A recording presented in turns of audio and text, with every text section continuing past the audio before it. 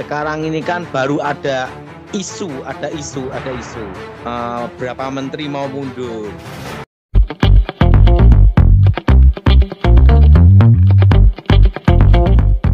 Shalom sahabat terang kemuliaan, apa kabar kalian semua? Senang rasanya bisa berjumpa lagi dengan kalian semua. Kiranya damai sukacita Allah dan kebaikan Tuhan selalu bersama dengan kalian. Pada kali ini kita kembali lagi akan mendengarkan pesan atau firman Tuhan yang akan disampaikan oleh hamba Tuhan, yaitu Evangelis Dotoni atau Pastor Dotoni. Masih membahas tentang pemerintahan. Jadi di video kali ini di sini Pak Dotoni atau Evangelis Dotoni atau Pastor Dotoni membahas tentang kualitas seorang pemimpin ya. Bagaimana kualitas seseorang di dalam pemerintahan, dan terlebih lagi menghadapi pemilu 2024 ini ya. Kita sebagai orang Kristen benar-benar harus berpikir sejenak untuk memilih kira-kira siapa sih yang harus kita pilih, yang kira-kira bisa membawa ke arah perubahan yang lebih baik tentunya ya. Kita perlu berdoa dan berusaha untuk istilahnya bijaksana berpikir ya. Kira-kira siapa sih yang harus kita pilih. Tapi selain daripada itu, siapapun yang akan jadi pemenangnya, siapapun yang jadi presiden Republik Indonesia di tahun 2024, khususnya di pemilu nanti, kita harus tetap mendukungnya ya. Karena apa? Karena sebuah pemerintahan itu berasal dari Allah itu sendiri. Baiklah sahabat terang kemuliaan, sebelum kita lanjut ke videonya, mari kita bersama-sama masuk di dalam doa. Tuhan Allah Bapa kami yang bertata kerajaan surga, terima kasih Tuhan Yesus, terima kasih atas segala kebaikan-Mu. Terima kasih Bapa, kembali lagi kami akan mendengarkan pesan yang disampaikan oleh hamba-Mu, yaitu Pastor Dotoni atau Evangelis Dotoni. Berikan kami hikmat marifat agar kami bisa mengerti, kami bisa memahami apa yang pesan yang akan disampaikan oleh Pastor Dotoni atau Evangelis Dotoni. Terima kasih Bapa, Engkau Maha baik. Terima kasih Tuhan Yesus, terima kasih. Berkati kami akan mendengarkan ini. Di dalam nama Tuhan Yesus kami berdoa. Amin. Sahabat terang kemuliaan, sebelum kita lanjut ke videonya, seperti biasa di sini akan saya sharingkan sebuah ayat yang tentunya kiranya ayat ini bisa menambah keimanan kita ya, dan memberkati kita semua. Saya ambil di Ibrani 13 ayat 17. Ibrani 13 ayat 17 yang berbunyi seperti ini. Taatlah pemimpin-pemimpinmu dan tunduklah, taatilah pemimpin-pemimpinmu dan tunduklah kepada mereka. Sebab mereka berjaga-jaga atas jiwamu sebagai orang-orang yang harus bertanggung jawab atasnya. Dengan jalan itu mereka akan melakukannya dengan gembira, bukan dengan keluh kesah, sebab hal itu tidak akan membawa keuntungan bagimu.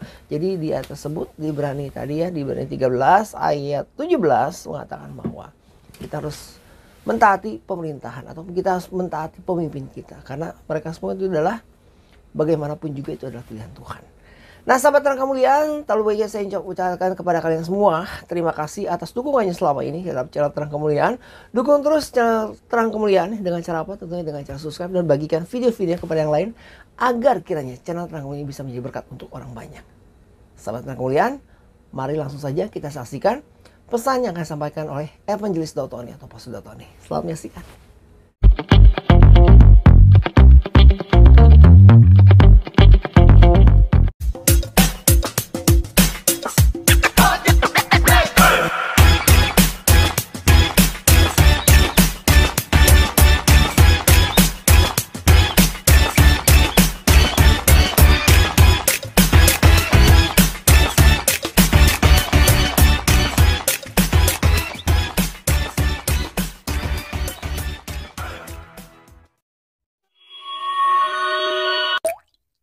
Shalom, malam Pak Halo, Daud. Jonas. Siap, selamat malam Pak. Mari kita doa ya Jonas. Baik Pak. Aku mohon kekuatan Elohim bekerja, kuasa Elohim bekerja, bebaskan dari yang jahat, bebaskan dari kutuk, bebas kegelapan. Kuasa Yesus bekerja, alat kami semua Tuhan, demi nama Yesus HaMashiach. Amin. Amin. Apa kabar Pak Daud? Baik Jonas. Nah, luar biasa. Jonas, Ya Pak. sekarang ini kan baru ada isu. Isu baru lagi. Ya, berapa menteri mau mundur. Loh. Wah. Kan baru isu. Rombongan Pak. Ya ada menteri lah, 1 atau 2 ya. Oh, Nah, ini pengalaman saya ya Jonas ya. iya Pak. 2013 setelah almarhum Jenderal Edi Wibowo pensiun purna tugas. Nah, waktu Iya. itu saya mau berhenti Jonas. Iya Pak. Tetapi tidak boleh Jonas. Kenapa? Karena harus ada mempersiapkan masa transisi presiden. Oke. Jadi gini Jonas, selama 8 bulan itu ini pandangan saya Jonas ya. Ya. Selama ya. 8 bulan ke depan, jadi itu menteri maupun presiden tidak boleh melakukan kebijakan strategis. Oke. Menteri dan presiden ya. Presiden maupun menteri. Sifatnya hanya melanjutkan program yang dilakukan mereka yang belum selesai untuk diselesaikan pada waktu setelah presiden terpilih pelantikan. Ya. Jadi tidak boleh berhenti di tengah jalan, itu tidak baik. Sebabnya apa? Artinya tidak tanggung jawab dengan program yang sudah dijalankan. Ya, setuju. Nah, jadi kalau menteri itu kalau mundur itu kurang baik, karena harus bertanggung jawab menyelesaikan sampai tugasnya selesai. Ya. Karena ingat, selama 8 bulan tidak boleh mengambil kebijakan yang strategis.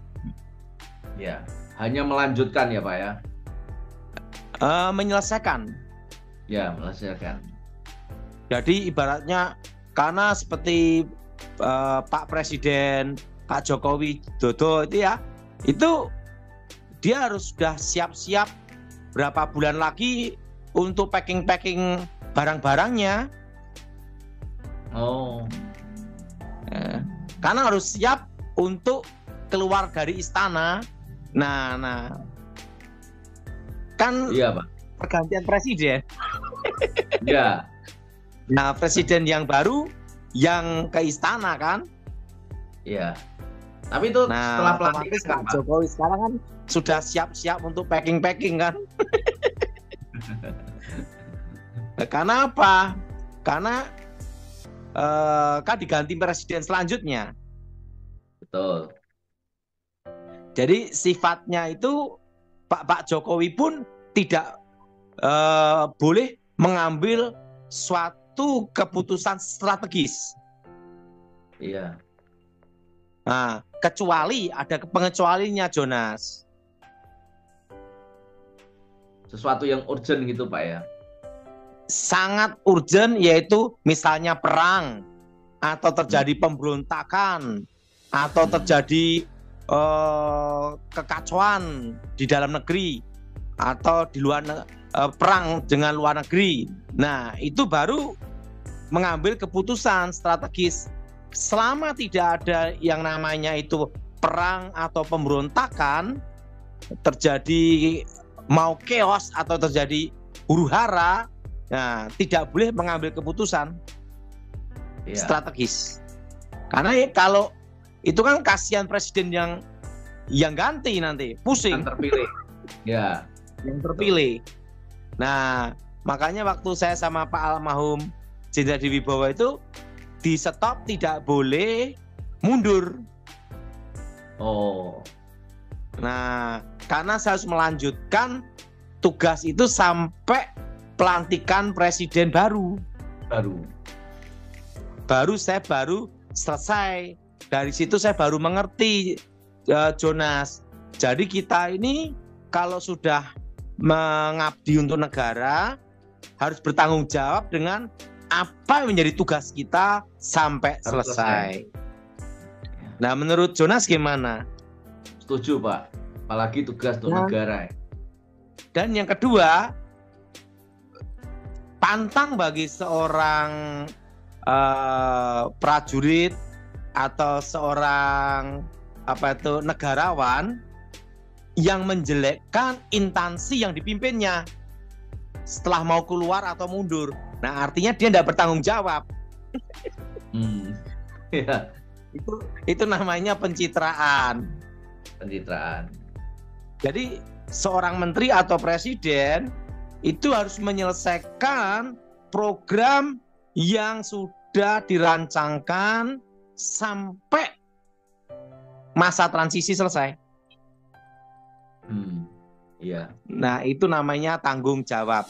Dan tidak boleh kita ini menjelekkan atau ngata-ngatain atau bongkar sana bongkar sini dengan instansi atau tempat yang kita bekerja.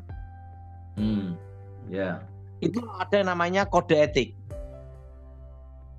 Iya.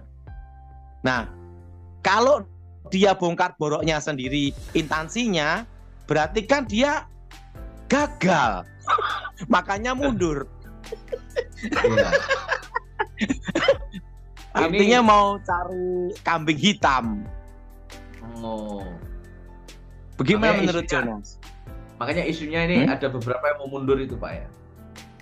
Isu-isu aja sih, tapi benar atau tidak saya tidak tahu. Tetapi ingat Jonas, kalau ada menteri yang mau mundur, yang nunggu itu ganti banyak banget, ratusan ribu. Misalnya ada satu menteri yang mundur, yang nunggu, yang lebih pandai, yang lebih disiplin, yang lebih pinter, itu banyak di Indonesia.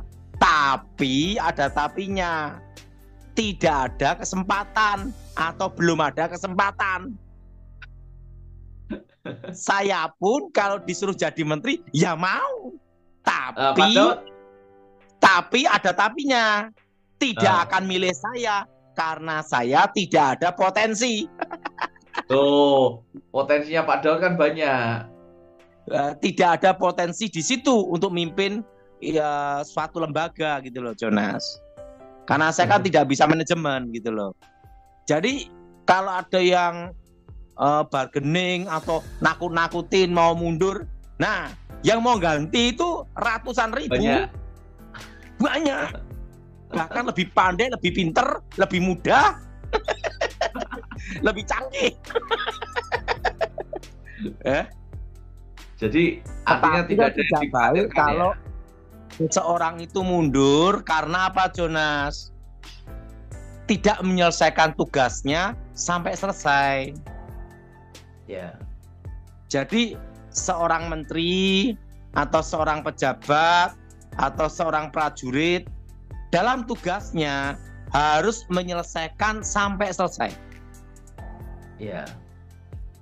Dan tidak boleh membocorkan rahasia negara. Ya, walaupun sudah mundur nggak boleh jelek-jelek. Apapun alasannya. Ya. Karena kalau membocorkan rahasia negara, nah ingat kita itu kan rumah tangga, kan harus saling melengkapi.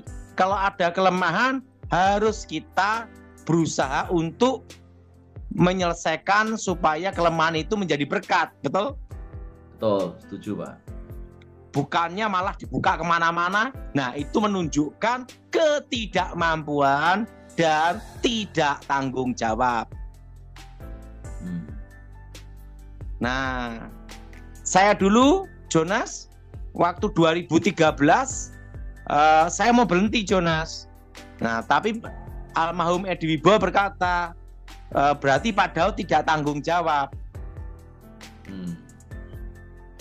Ya. Karena harus saya menyelesaikan sampai masa transisi. Sampai masa transisi selesai, sampai tugas selesai. Karena menurut pandangan saya 8 bulan atau 8 atau 7 bulan seorang presiden itu atau menteri tidak boleh mengambil suatu kebijakan yang sangat strategis. kecuali bila ada perang atau kerusuhan atau huru-hara. Ya. Yang Karena menyangkut kasihan keamanan presiden negara, Pak, ya? yang gantiin kan nantinya kalau kebijakan itu sangat berbahaya gitu loh. Atau tidak sesuai dengan keinginan presiden selanjutnya gitu loh. Ya. Jadi kalau kita ini harus, kalau mengawali, katanya almarhum Edi Wibowo, harus menyelesaikan sampai akhir. Apapun resikonya. Ya. Itu yang namanya tanggung jawab. Jawab. Gimana Jonas? Setuju, Pak. Itu namanya apa Jonas? Tanggung jawab. Nah, dan yang kedua, tidak boleh menjelek-jelekkan atau ngata-ngatain instansi atau lembaga yang kita pimpin. Ya. Itu tidak boleh. Itu menunjukkan bahwa kita tidak mampu itu. Ya. Sehingga mau cari kambing hitam. Nyari kesalahan. Nah, jadi kalau kita keluar atau mundur, itu bukan mundur karena tidak tanggung jawab, karena masa jabatan sudah selesai. Gimana menurut Jonas? Ya, setuju, Pak. Jadi, Nah, itu yang namanya tanggung jawab. Itu pandangan saya sih, Jonas. ya, Pak Daud. Menurut Jonas gimana? Iya, Pak, betul, Pak, setuju, Pak. Jadi ya, tanggung jawab itu harus diselesaikan dengan baik. Saya harus seperti kemarin debat Capres. Nah, itu sikap Pak Prabowo Subianto itu udah bener. Itu rahasia negara itu nggak boleh bocor. Oh, ya. Justru kalau itu bocor dia salah. Iya. Nah, jadi sikap dari Bapak Prabowo Subianto itu udah bener, udah tepat. Karena itu menyangkut rahasia negara, Pak, ya. Pertahanan negara. Nah, kan kalau negara kita kelihatan kelemahannya, tahu rahasianya, negara Bahaya. asing mau nyerang itu. Ya. Bahaya, Pak, ya. Bahaya. Logistiknya kita kuatnya berapa lama, rudalnya berapa, senjatanya apa, ketahuan semua. Wow, bahaya. Bahaya. Bahaya. Dan seorang prajurit sejati militer itu sudah disumpah pasti tidak boleh membocorkan rahasia negara. Bahwa sampai mati tidak akan ngomong. Apapun resikonya, ya, Pak, ya. Apapun resikonya. Karena itu rahasia negara. Nah, waktu saya lihat Pak Prabowo berkata itu ya benar. Nggak boleh itu. Itu rahasia negara itu. Sama Karena itu halnya bisa tentang pertahanan loh. ya. Sama halnya waktu Pak Daud masih dalam pengamanan presiden, semua rahasia itu juga nggak bisa bocor, Pak, ya. Dalam Boleh, tugas. kita disumpah sampai mati juga nggak boleh ngomong. Kalau yang saya bicarakan di media sosial ini kan yang biasa-biasa aja. Kelasnya bukan yang secret, yang sangat rahasia. Ya. Jadi tidak boleh seorang prajurit itu membocorkan rahasia negara. Selesai pasti, tidak boleh itu. Ya. Jadi Betul. dokumen itu, saya kan dulu kan sering bawa dokumen rahasia. Itu aja saya tidak boleh sampai dokumen itu jatuh ke tangan orang atau lupa. Itu dokumen saya pegang seperti nyawa saya. Ya. Dan Pak Daud harus menanggung segala resiko itu, Pak, ya. Mati pun siap.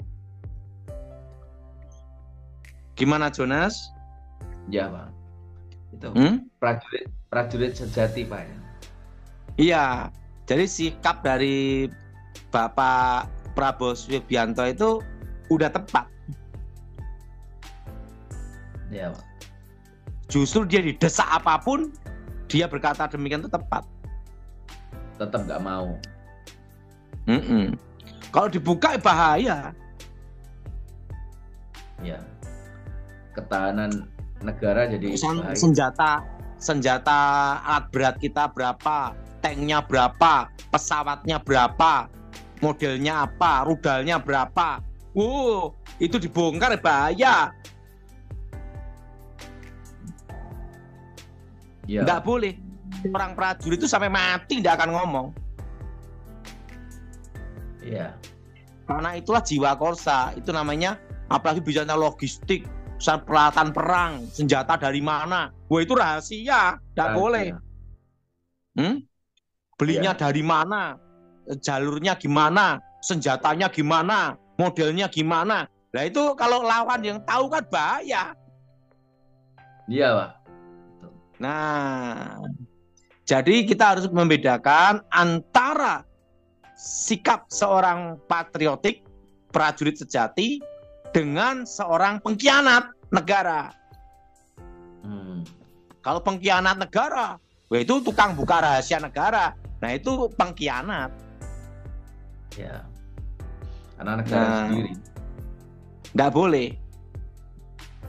Seperti ada yang ngakunya orang Indonesia, sekarang ada di luar negeri, jelek-jelekin.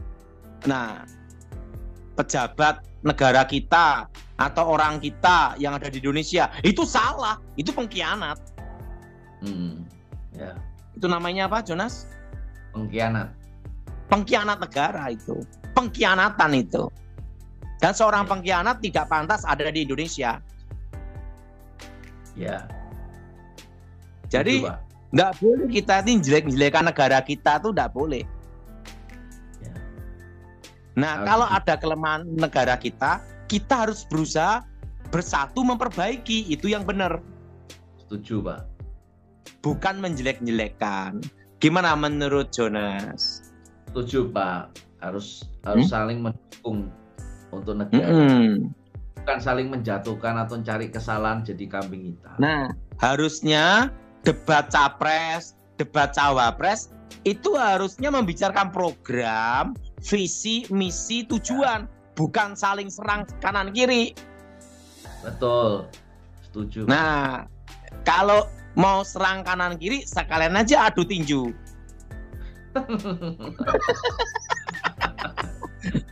Betul? Betul. Sekalian apa, Jonas? Adu tinju. Nah, jadi lebih baik apa? Membicarakan program, membicarakan visi, membicarakan langkah-langkah ke depan. Kalau jadi presiden, kalau jadi cawapres, yang perlu diperbaiki apa, tujuannya apa, programnya apa, visinya apa, untuk masyarakat itu gimana. Nah, itu harus jelas.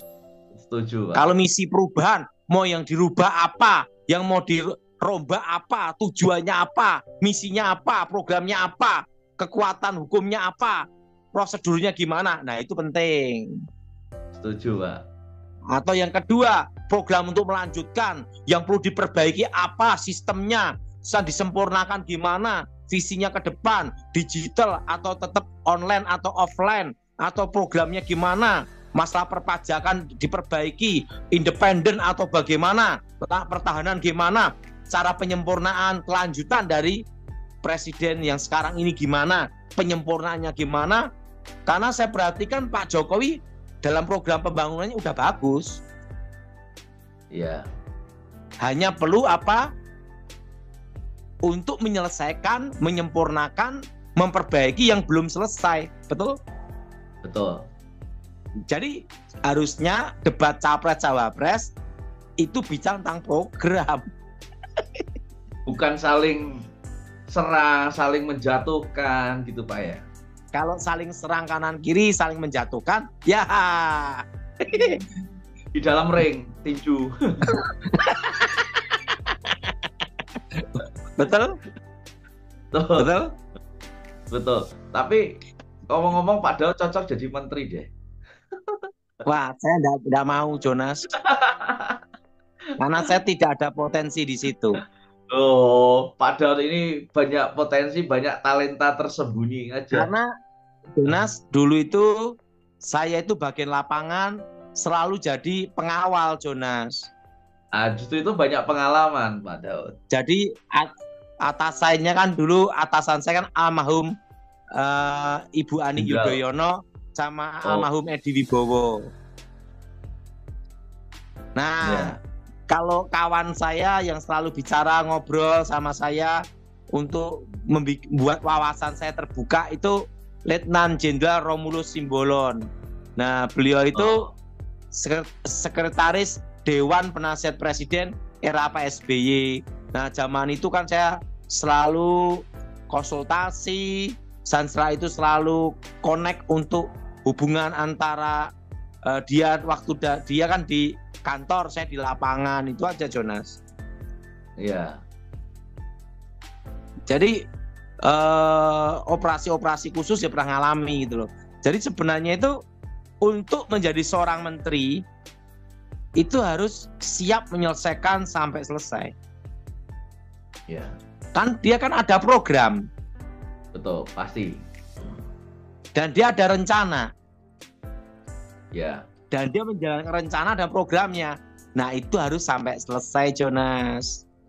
Ya. Dan tahun ini Nggak boleh berhenti di tengah jalan, cuci tangan, jelek-jelekin. Nah, itu salah. Kenapa? Artinya kamu gagal. Artinya gagal cari kambing hitam, ngerti maksudnya? Iya. Gagal cari apa, Jonas? Kambing hitam. Nggak boleh itu, Jonas. Nggak itu boleh. pantang bagi seorang negarawan. Ya. Kalau Edibo ngomong kalau kita naik harus siap turun. Makanya ada kata-kata Edibo yang ditanamkan dalam hidup saya. Di dalam tugas lebih baik pulang nama daripada gagal menyelesaikan tugas. Wah. Nah, itu moto dari Edi Wibowo. Kalau tugas saya suruh ingetin kata-kata itu. Lebih baik pulang nama daripada gagal dalam menjalankan tugas. Karena air mata dan darah tidak bisa membayar kegagalan itu. Waduh. Nah, itu namanya sebagai seorang prajurit komando. Oh, itu kayak orang Jepang gitu, Pak ya. Jadi kalau kita ini dikasih tugas ya harus sampai selesai. Jangan kita bikin rencana sendiri, program sendiri, omong kanan kiri ini, begitu kelihatannya nggak mampu, mau mundur, cari kambing hitam, jelekin programnya sendiri. Kan lucu. Gimana menurut Jonas? Iya, Pak. Emang nggak boleh, harusnya diselesaikan dengan baik sampai selesai. Nah, jadi apalagi Menteri Keuangan. Nah, itu harus menyelesaikan masa transisi sampai selesai. Iya. Nah, itu Menteri Keuangan, menteri-menteri. Karena apa? Ini berhubungan dengan negara dan rakyat Indonesia, Jonas. Iya. Harusnya mikir kepentingan rakyat. Kepentingan pribadi harus ditanggalkan untuk kepentingan bangsa. Iya. Gimana menurut Jonas? Betul, Pak. Setuju, Pak. Setuju, Pak. Harus kepentingan. Makanya dalam moto dari Al-Muhammad juga ngomong apa? Lebih baik pulang nama daripada gagal dalam tugas. Karena kegagalan tidak bisa dibayar dengan air mata dan darah. Dan itu untuk menjadi timnya itu tidak ada kata lain selain siapa ya? Siap dan mati untuk negara. Siap melakukan tugas. Nah, saya harap menteri-menteri yang saat ini mendengarkan media sosial, pembicaraan saya ini mengingatkan untuk kepentingan negara, selesaikan dengan baik, tugas dengan baik. Untuk rakyat dan negara. Karena itu menyangkut rakyat Indonesia.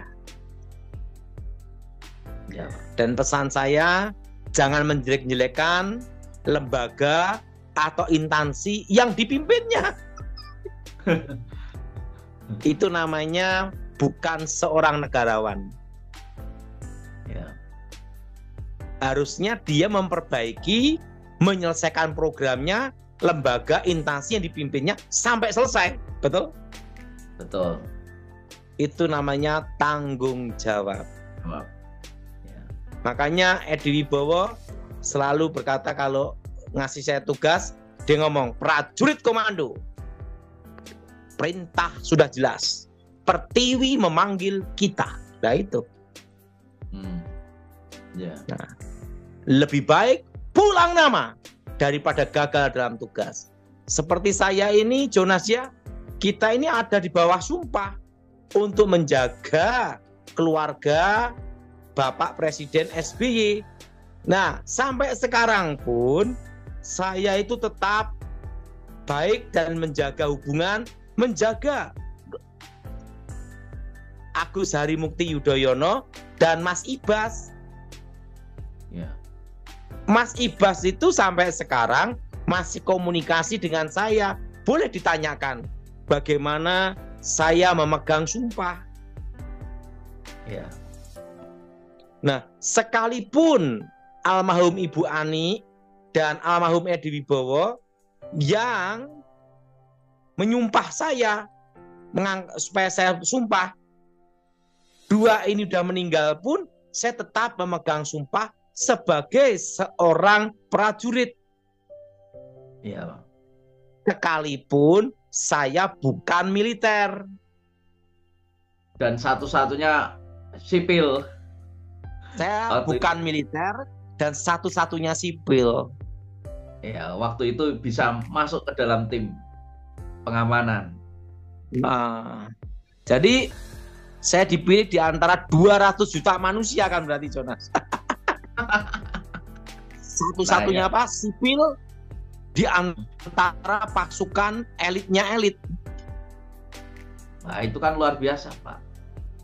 Dan disumpah untuk menjaga keluarga presiden sampai akhir hayat saya.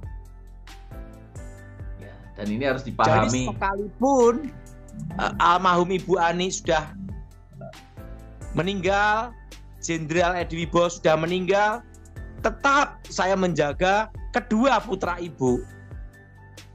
Ya. Termasuk untuk komunikasi kemarin antara Demokrat dengan Gerindra pun saya maju ke depan, Jonas. Oh. Untuk mempersiapkan jalan untuk dua putra ibu. Oh. Nah, itulah yang namanya itu prajurit sejati, Jonas. Ya, karena Pak Daud punya integritas tinggi dan tanggung jawab. Karena sebelum almarhum Ibu Ani meninggal, dia memberi saya perintah, memberi saya wasiat. Ya. Itu di Kuningan waktu itu, Jonas, sama almarhum Edi Wibowo. Ya, ini jarang diketahui banyak orang ya. Jadi ini harus dipahami ya bahwa Pak Daud ini ada di bawah sumpah gitu ya. Harus menjalankan tugas. Bagaimanapun terjadi pun tetap dua putra ibu tetap akan saya jaga dan saya lindungi, Jonas. Ya. Dan kedua, melindungi dan memberi jalan supaya putra ibu ini aman semua, Jonas. Iya, Pak. Jangan kita ini hanya ikut waktu beliau jadi presiden, setelah tidak jadi presiden cabut, kan beda. Semua orang bisa, Jonas. Ya, dan rata-rata umumnya tanya sama Mas Ibas, Edi Baskoro. Sampai sekarang saya connect, Mas Ibas ada masalah apapun, saya siap untuk padahal gini langsung saya jalankan, Jonas. Ya. Termasuk komunikasi dengan Gerindra dan dengan Gleni Kerupan, termasuk dengan tim sukses dari Mas Gibran, tetap, Jonas. Iya, Pak Daud. Karena apa? Itu tanggung jawab saya sebagai seorang pengawal yang ditugaskan almarhum untuk kedua putranya. Ya. Dan ini adalah loyalitas dan integritas Pak Daud. Ya. Iya. Dan misalnya Mas Ibas atau Mas Ahaye ngomong sudah tidak perlu saya lagi, nah baru saya terbebas dari situ semua, Jonas. Ya. Ngerti Jonas? Paham, Pak. Jadi kalau saya ngomong Pak Daud selesai tugas ya, berakhir ya sampai sini aja. Tugas Pak Daud ya selesai udah. Makanya satu-satunya sipil yang terpilih karena mempunyai integritas yang kuat. Sama Pak Gilbert pun saya tidak pernah pindah gereja. Oh, ya, loyalitas Pak Pak Daud. Jonas? Tidak pernah pindah gereja. Dan tidak pernah pindah pendeta. Sekalipun Pak Gilbert ada masalah apapun, saya tetap sama Pak Gilbert. Saya ngomong Pak Gilbert, kalau Pak Gilbert ada masalah kan saya ngomong, saya tidak perlu tahu masalah Pak Gilbert, yang penting saya nyelamatin Pak Gilbert, ngamanin Pak Gilbert, itu tugas saya. Ya. Jadi pada waktu saya ngomong sama pendeta Gilbert, saya ngomong, Pak Gilbert, yang saya tahu tugas saya apa, saya lakukan. Entah Pak Gilbert salah atau benar, itu bukan urusan saya. Wah. Urusan saya adalah melindungi, menyelamatkan, menjaga Pak Gilbert supaya aman. Itu aja. Wah, luar biasa. Dengan urusan-urusan pribadi itu bukan urusan saya. Ya. Termasuk dengan Mas Ibas sama Mas Ahe. Iya, Pak. Kan komunikasi dengan Glenny Kerupan, salah satu orang pentingnya Gerindra kan komunikasi sama saya, Jonas. Iya, Pak. Pak Glenny itu dan ya. Mengatur pertemuan-pertemuan kan juga sama saya, Jonas. Oh. Dengan Glenny Kerupan. Jadi Jonas perlu tahu bahwa kalau saya pasti akan jaga dan lindungi dua putra ibu. Iya. Dan memberikan jalan untuk dua putra ibu juga. Iya. Urusan salah atau benar itu bukan urusan saya. Ya. Yang penting saya menjaga dua putra ibu aman dan terjaga dengan baik. Ya. Sampai sekarang, Jonas. Karena memang sudah dapat pesan juga dari almarhum, ya kan, Pak? Ya, makanya kalau Mas Ibas ada apa-apa, pasti kontak saya. Iya, Pak. Nah, kalau ada apa-apa, padahal gini nih, langsung kontak saya pasti. Iya. Karena beliau kan tahu saya pengawalnya ibu. Ya, sudah sekian lama jadi pengawalnya. Sudah puluhan tahun. Nah, jadi itu yang namanya itu adalah prioritas, otoritas, legalitas, gitu. Loyalitas, integritas. Ya. Nah, jadi kalau saya ditanya, Pak Daud orang partai bukan? Ya, saya bukan orang partai, Jonas. Banyak yang berasumsi mengira Pak Daud ini dari partai, tapi bukan sebenarnya, karena ada di bawah sumpah, ya, karena menunjukkan loyalitasnya, karena mau menunjukkan integritas. Kalau saya di bawah sumpah, saya hanya tugasnya menjaga dua putra ibu, ya, supaya tetap terjaga dengan aman. Ya, Pak. Ya. Wah, ini jiwa yang seperti itu jarang, Pak. Jiwa yang seperti Pak Daud, loyalitasnya yang kuat dan prinsipnya yang kuat itu jarang sekali. Nah, jadi sama saya ini, waktu sama Glenny Kerupan, saya ngomong, kalau nggak percaya tanya sama Glenny, karena dia sahabat saya toh. Glenn, saya tidak pilih Prabowo, saya tidak pilih siapa itu Anies, saya tidak pilih Ganjar. Nah, Pak Daud pilih siapa? Saya pilih Glenny Kerupan. Loh, kenapa? Karena sahabat saya. Glenny mau kemana, gua ikut. Dia kaget, ketawa cekikian.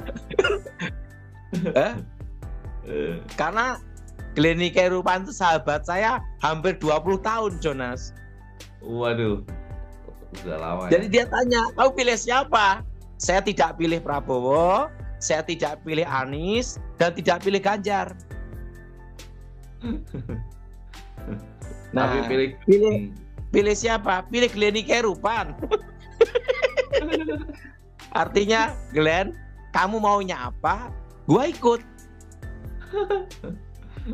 Jadi kalau Glenny ngomong, kamu kesini dah temen ini, ikut saya Glenn. Pokoknya gua ikut lo gitu.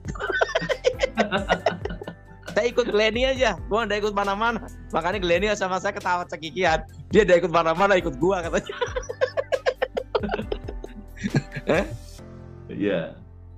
Karena sama-sama pernah tugas. Iya. Maijen Glenny Kerupan ya. Maijen Pak ya. Purnawirawan Pak ya. Iya. Makanya dia tanya sama saya, Daud, kamu pilih siapa? Saya tidak pilih Anies, tidak pilih Prabowo, tidak pilih Ganjar. Dan saya tidak dukung mereka juga.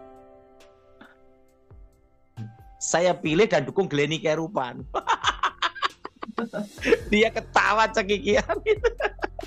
Pokoknya Glenn, kamu nyuruh saya pilih apa, ikut saya gitu.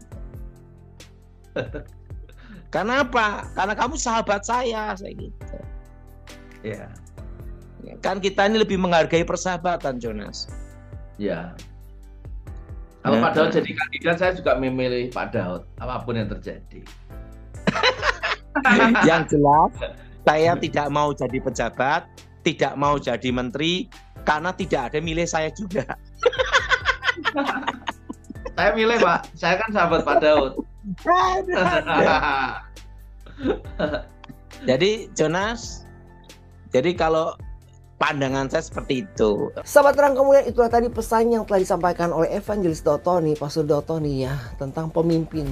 Seorang tanggung jawab yang harus dimiliki seorang pemimpin, khususnya untuk mereka yang akan menjadi pemimpin Indonesia, Presiden dan Wakil Presiden Republik Indonesia di tahun 2024 ini ya, yang sebentar lagi tentunya akan kita hadapi. Baiklah sahabat terang kemuliaan, apabila ada di antara kalian yang memiliki beban berat dan ingin doakan oleh Evangelis Dotoni atau Pastor Dotoni, kalian bisa menghubungi nomor WhatsApp yang tertera di kolom deskripsi melalui pelayanan Yefta Ministry ataupun Tuhan Hiles TV. Dan mari kita doakan bersama-sama kiranya Pastor Dotoni atau Evangelis Dotoni ini diberikan kesehatan agar beliau dapat terus melakukan pelayanannya dan mengabarkan kabar baik untuk kita semua. Dan kita berdoa ya untuk pemimpin kita di Indonesia tentunya ya. Siapapun itu, siapapun yang terpilih sebagai presiden dan wakil presiden, kita harus dukung sebagai kesatuan NKRI, Negara Kesatuan Republik Indonesia tentunya, demi Indonesia yang tercinta ini. Sahabat terang kemuliaan, mungkin sampai di sini kita tutup dengan doa. Tuhan Allah Bapa kami yang berada di dalam kerajaan surga, terima kasih Bapak atas pesan yang telah disampaikan melalui hamba-Mu yaitu Pastor Dotoni atau Evangelis Dotoni. Terima kasih Bapak, terima kasih. Bapak ampuni kami, ampuni kesalahan kami, berkati kami semua. Lindungi kami, sertai kami kemanapun kami pergi, apapun yang kami lakukan ya Pak. Berkati kami semua yang telah mendengarkan dan menonton video ini. Terima kasih Tuhan Yesus, di dalam nama Tuhan Yesus kami doa. Haleluya. Amin. Sahabat yang kemuliaan, sampai di sini video kita kali ini, dan sekali lagi pemilu sudah di depan mata. Berpikirlah dengan baik, berdoalah, dan tentukan pilihan kamu siapa yang pantas menjadi pemimpin, presiden, dan wakil presiden Republik Indonesia untuk di masa 2024 ini ya, 2024 mendatang. Tentukan pilihanmu lewat pemilu 2024. Jangan sampai golongan putih. Jangan bingung gitu ya. Kita berdoa sama Tuhan. Mudah-mudahan kiranya pilihan yang terbaik yang Tuhan berikan untuk kita semua, khususnya negara kita yang tercinta ini, Republik Indonesia. Baiklah sahabat yang kemuliaan, kita bertemu lagi di lain waktu tentunya, dan saya berdoa untuk kalian semua kiranya kebaikan Tuhan selalu bersama dengan kalian, diberikan umur yang panjang, diberikan kesehatan sempurna, dan juga diberikan perlindungan dari sakit penyakit dan mara bahaya dan rezeki yang berlimpah tentunya. Kita bertemu lagi di lain kesempatan. Tuhan Yesus memberkati. Beginilah firman Tuhan, penebusmu yang maha kudus, Allah Israel. Akulah Tuhan, Allahmu, yang mengajar engkau tentang apa yang memberi faedah, yang menuntun engkau di jalan yang harus kau tempuh. Maka Yesus berkata pula kepada orang banyak, katanya, Akulah terang dunia. Barang siapa mengikut aku, ia tidak akan berjalan dalam kegelapan, melainkan ia akan mempunyai terang hidup. Kata Yesus kepadanya, Akulah jalan dan kebenaran dan hidup. Tidak ada seorang pun yang datang kepada Bapa kalau tidak melalui aku. Tuhan Yesus memberkati.